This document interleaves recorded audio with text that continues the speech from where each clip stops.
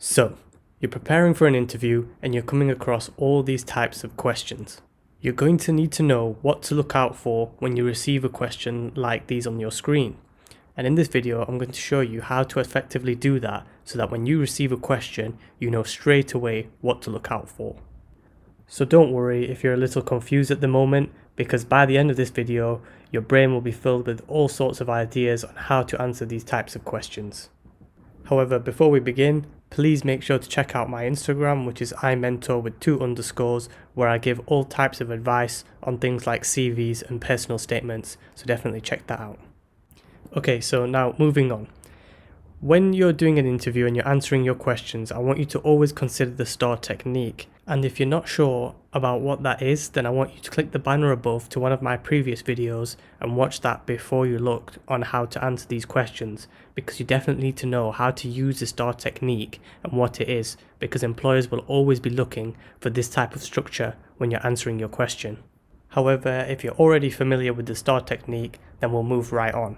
The types of interview questions that I will be covering in this video are: tell me about yourself, what is your biggest weakness, what can you bring to this organization, how do you deal with stress, and where do you see yourself in 5 years. Now, it's very important to know that the questions in your interview will not always be given the exact same way. They can ask these questions in different types of ways using different words. So when you're looking to answer these questions and practice your answers, always make them adaptable to the type of question you get asked, so that you're not stuck there in the interview when you get asked the question a little bit differently, then you're panicking because you didn't practice the answer to that question. So my biggest advice is always to make your answers adaptable. Now, looking at tell me about yourself, you can see that I've highlighted yourself in green, and that's because that's the key part in the question. You need to start talking about yourself. You need to say how you and your skills are aligned to the job, and only say information they can gain something from, because they ask this question the most for a reason. It's a nice little icebreaker for them, and it also gives them a little insight into who you are. So when you're answering the question, you need to have a bit of structure to your answer. You should talk about your past, talk about your current position, and talk about where you want to be in the future. By doing this, I mean starting off with your past, so you can talk about how you got here, and within this, like I said, keep it relevant. You want to use max 5 years in the past. Don't go back to when you were 5 years old and you start waffling about what your ambitions were when you were 5 years old and how you wanted to be this, this and this.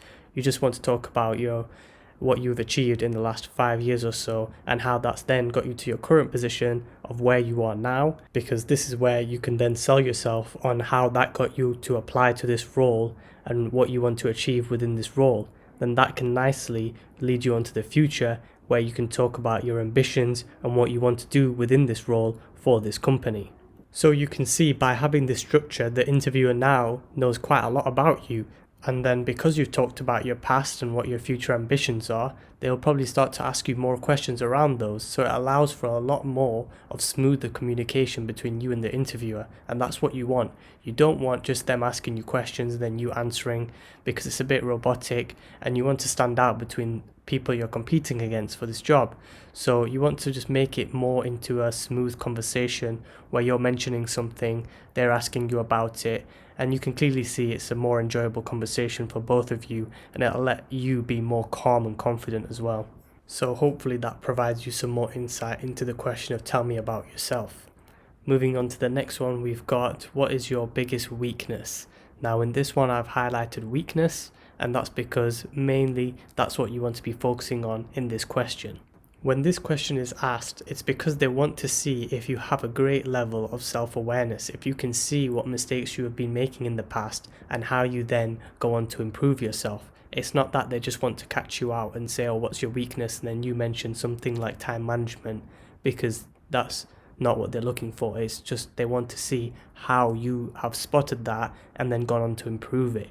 And that also doesn't mean you then go on to say, I don't have any weaknesses, I'm perfect, or I've never spotted anything, because that's not also what they're looking for. They just want to see you give answers that help you within this role. They want to see how you've spotted a weakness in the past, then gone on to spot that, and then gone on to improve that. So to give you an example of what I'm talking about, I've got 2 types of jobs that you could be applying for here, which is a project manager and a teacher. On the side of this, we've got some skills that are required within those jobs, which is really important to know when you're applying to a job. You want to know what types of skills they're looking for, because when you're answering this type of question, what is your biggest weakness? That's the skill you want to say you've learned or you've improved. So, for example, if I was applying for a project manager role and was asked this question, I would then go on to state my weakness, talk about how I improved it, what I did to overcome it, and then say how I've learned skills such as time management, which will then help me in this role, because you know it's highly required to do and be successful when you're doing these type of activities. Then they will be sat there ticking off little checklists that they've got for time management, organization, adaptable, because you're now listing them, saying you've got those skills and you can definitely use them, and you're aware that they're required within this role. So with this question, you can see how your research will highly help you, because you know exactly what type of skills you need to be talking about in the answer. So hopefully that's a good structure for you. Then going on to the next question, we've got, how do you deal with stress? Now here we've got stress highlighted in green because that's the main topic of this question. And when they're asking this, it's not that they want to catch you out to see if you're a person that stresses a lot. They just want to see how you go about managing your personal and work-related stress.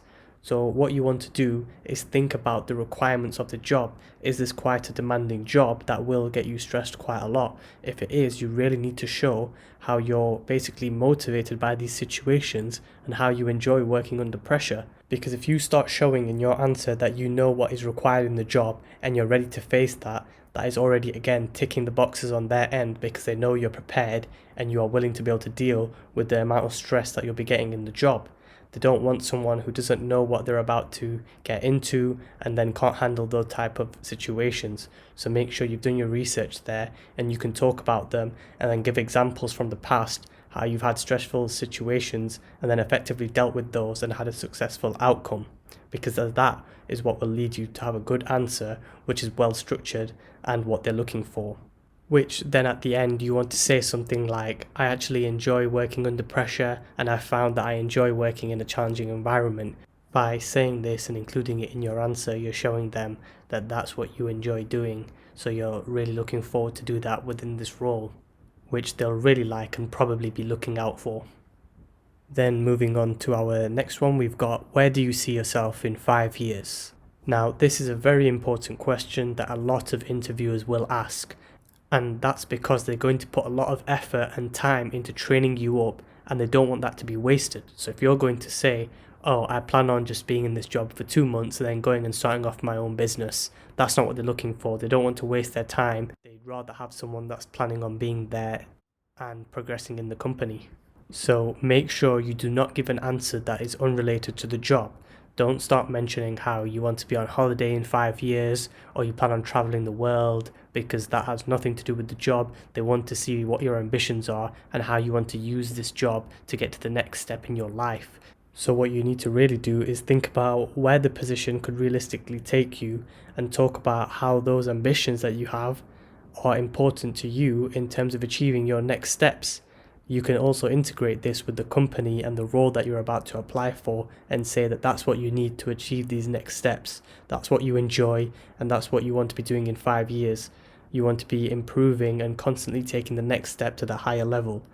By answering the question like this, you're showing them that you're not just someone who stays in the same place and has no ambition in life. You're showing them that I always want to constantly improve and always work on the training that you're provided, which is what they'll always be looking for. They don't want someone, like I just said, sitting in the same position doing the same job every day. This then feeds on to the next question that we've got here, which is, what can you bring to this organization? When answering this type of question, you want to consider a few things. The first thing being the job specification. This is because this will allow you to see where you fit into their criteria and what exactly they're looking for. So when you're answering the question, you'll be showing them that, oh, this is what you're looking for, and this is how I can provide that for your organization. And so by doing this, you're clearly showing them what you're bringing to the role. After this, I would then say to make sure you conduct your research and make sure you consider this, because if you show them in the interview that you've done your research on the company and you know the values and behaviors, you can then show them what you'll bring in that sense. If they're looking for positive people, you can then say you're a positive person that loves teamwork, showing that you work well with other people, and that's what you can bring towards them and their company. This also links very well with having examples, because when you're using your examples, you can show how you've shown those qualities in the previous jobs that you've done and how you've then created good teamwork, or you created a positive atmosphere, and that's what you want to bring to this organization. You want to be bringing a positive attitude where everybody works together towards common goals. So it's really good and really important if you do use those and you link everything together to show that that's what you want to do in the future. You're not just saying it, you are proving it by showing things in the past that you've done.